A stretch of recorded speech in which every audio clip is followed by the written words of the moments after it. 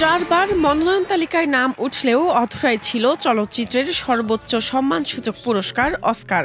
অবশেষে কাঙ্ক্ষিত সেই সোনালী ট্রফি উঠল হলিউডের তারকা অভিনেতা টম ক্রুজের হাতে। 4 দফা অস্কারে মনোনীত হলেও প্রতিযোগিতামূলক বিভাগে কখনো জয় পাননি তিনি। এবার সেই অপূর্ণতা কাটল। 63 বছর বয়সী ক্রুজকে গভর্নর অ্যাওয়ার্ডসে আজীবন সম্মাননা দেওয়া হয়েছে, যা অস্কারের একটি বিশেষ সম্মানসূচক স্বীকৃতি। পুরস্কারটি টম ক্রুজের হাতে তুলে দেন অস্কার জয়ী নির্মাতা আলেহান্দ্রো জি ইনারিতু। ট্রফি দেওয়ার সময় ইনারিতু বলেন, হয়তো এটাই তার প্রথম অস্কার, তবে আমার বিশ্বাস এটি শেষ নয়। দীর্ঘ ক্যারিয়ারে টম ক্রুজ বেশ কয়েকবার অস্কারের দৌড়ে ছিলেন। অভিনেতা হিসেবে তার মনোনয়ন এসেছিল 1989 সালের born on the 4th of July, 1996 সালের জেরি ম্যাগুয়ার এবং 1999 সালের ম্যাগনোলিয়া চলচ্চিত্রের জন্য। এছাড়া 2022 সালের জনপ্রিয় সিনেমা টপ গান ম্যাভেরিকের প্রযোজক হিসেবেও তিনি মনোনীত হন।